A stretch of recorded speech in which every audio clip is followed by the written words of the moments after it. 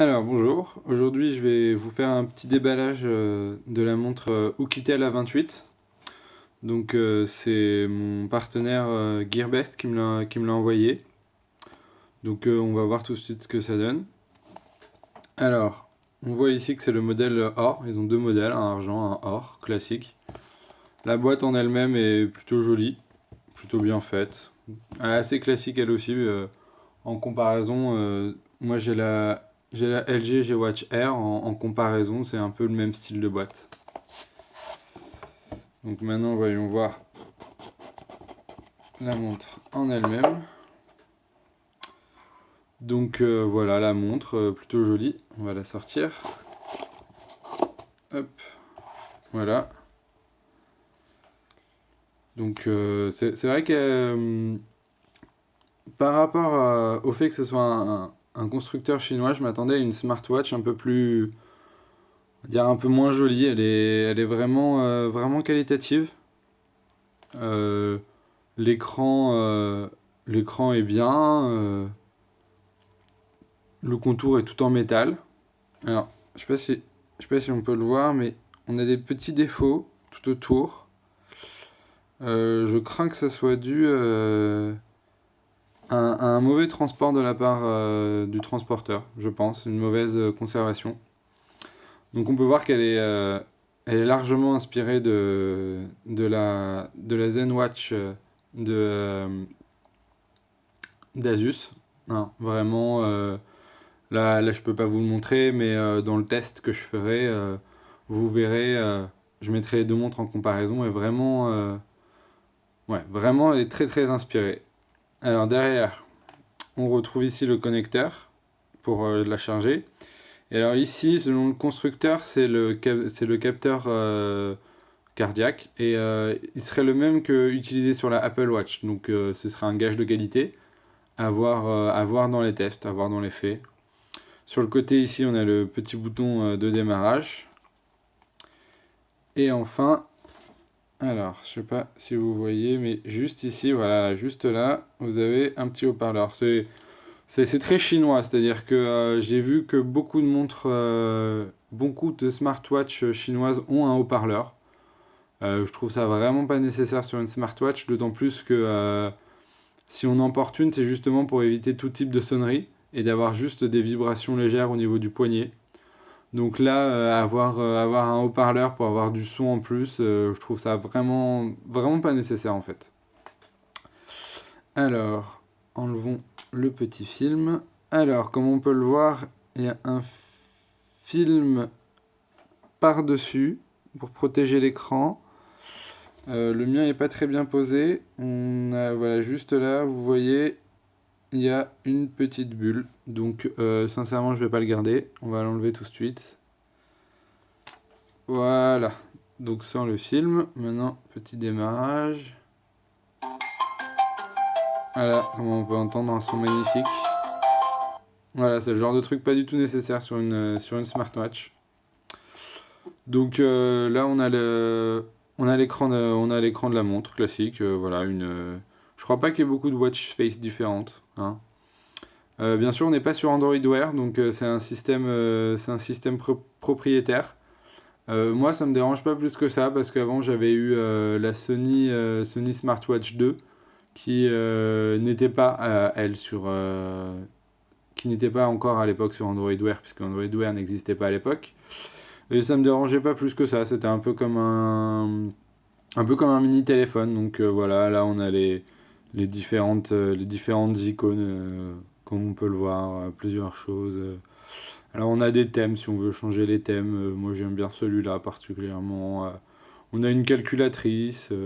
Comme vous voyez, l'écran réagit plutôt bien. Donc voilà, là on a les différents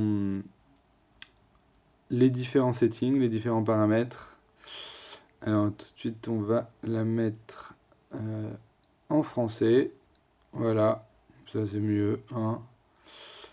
La traduction de ce que j'ai pu voir avant, oui, parce que j'avais déjà ouvert la montre un petit peu avant quand même, hein, je vais pas vous mentir.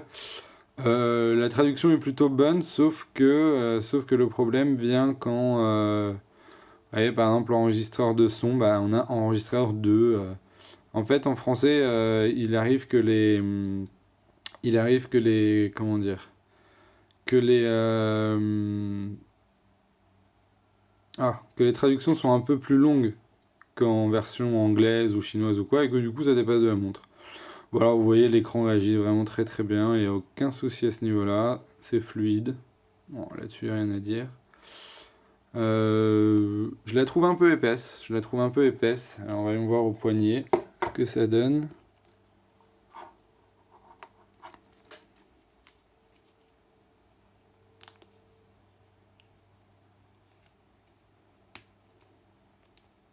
Le bracelet est plutôt souple, c'est agréable à mettre le bracelet. Le bracelet est vraiment agréable à mettre. Bon, alors, vous voyez, sur mon poignet, ça va encore. C'est pas choquant, ça passe encore. Vraiment, je m'attendais à pire que ça. Alors, j'ai vu qu'il y avait une fonction comme sur la Apple Watch. Alors, au niveau des mouvements. Alors, vous voyez là pourquoi c'est en espagnol, je sais pas. Mais c'est pas très grave. Alors, activer, enregistrer, voilà. Et alors, du coup, maintenant, on va attendre que la montre s'éteigne. Je l'ai mis sur 15 secondes. J'estime que c'est suffisant pour regarder sa montre.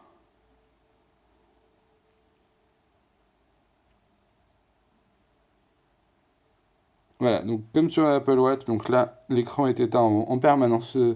Visiblement, il n'y a pas d'option pour ça, elle s'éteint en permanence, ça ne peut pas rester allumé, je crois. Et hop, un petit mouvement du poignet. Ah, vous voyez, ça marche pas très bien. Ça marche pas très bien, dis donc. Alors, allons voir ça. On a dit dans mouvement.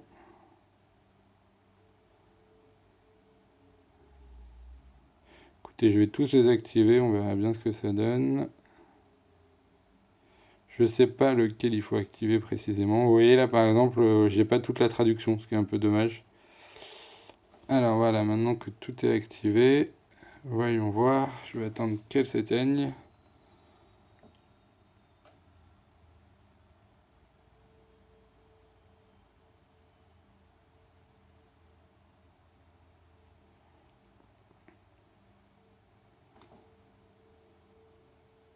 Voilà, elle s'est éteinte. Ah, bon. Bon, voilà, visiblement là ça marche pas terrible. Quand j'avais fait le test tout à l'heure, ça fonctionnait très bien. Là, ça ne fonctionne pas. Alors maintenant, on va la connecter au téléphone. Alors.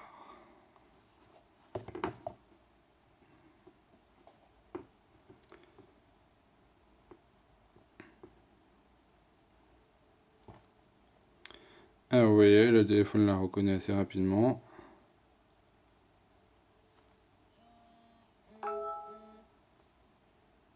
Alors, elle semble connectée au téléphone.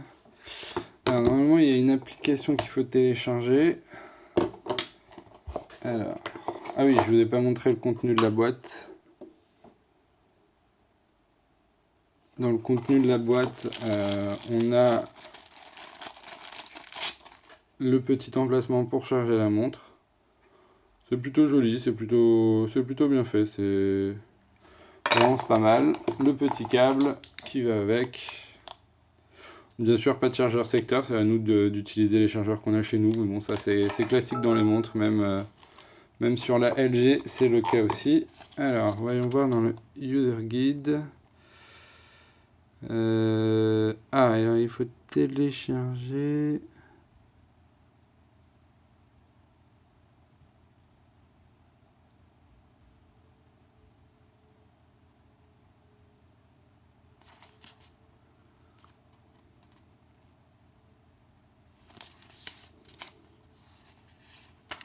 Bon.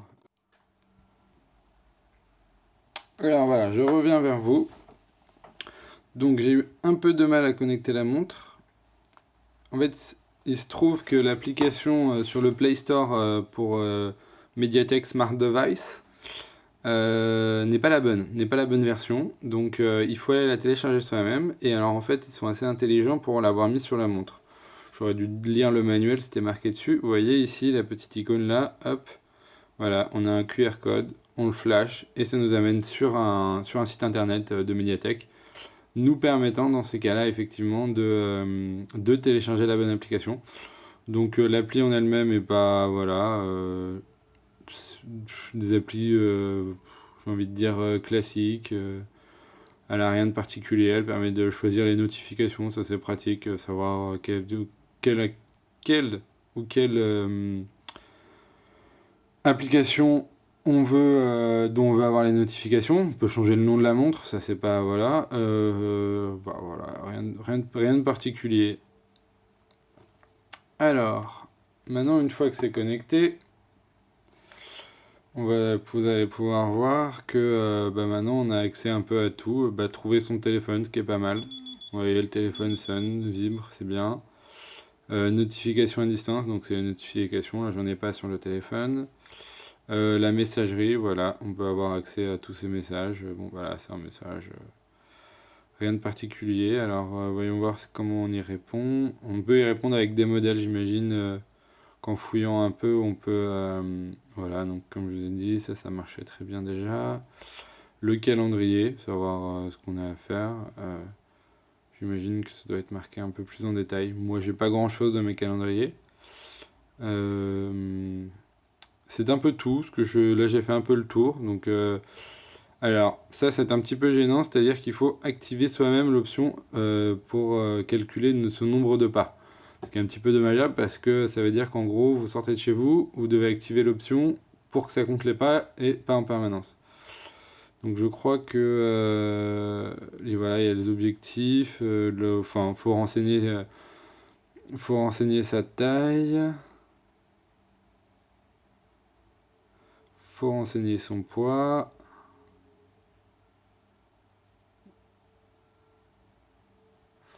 Voilà. Et puis, faut appuyer sur début. Alors, je trouve ça un petit peu dommage qu'il faut l'activer soi-même.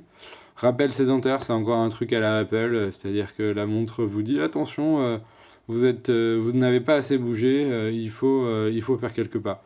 Je trouve ça pas non plus hyper utile. Moniteur du sommeil, ça c'est pas mal aussi. À voir si c'est précis ou pas. Et alors, on va tester le fameux capteur cardiaque qui est censé être le même que sur l'Apple Watch. Alors, de ce que j'ai vu, c'est vrai qu'il a la même tête, c'est-à-dire que il a la même forme, les deux petits boutons et tout ça. Après, à voir si c'est vraiment précis, ça je ne sais pas. Donc là, vous voyez, la montre est éteinte, voilà, j'ai un petit mouvement du poignet, ça marche. J'ai réussi à le faire fonctionner. Alors, allons-y.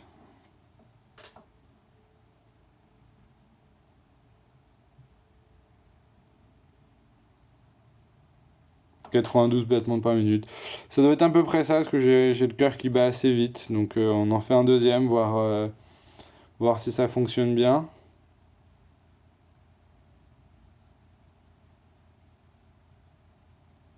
Oui, bah, ça doit être à peu près ça. J'ai le cœur qui bat assez vite. Donc, ce qui est pratique, c'est on retrouve, vous voyez ici, l'historique. Donc, ça, c'est pas mal. C'est pratique, ça.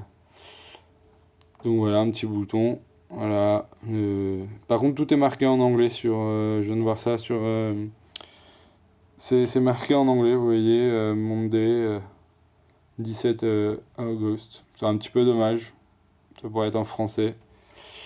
Donc vous allez voir, la montre va s'éteindre. Donc là, on la voit plus. Voilà. Hop, un petit mouvement du poignet. C'est bon, ça refonctionne. C'est très pratique. Voilà, c'est tout pour le moment. Je vais vous faire un test détaillé sur mon site bientôt. Vous aurez à avoir un petit test entièrement détaillé dessus. Voilà.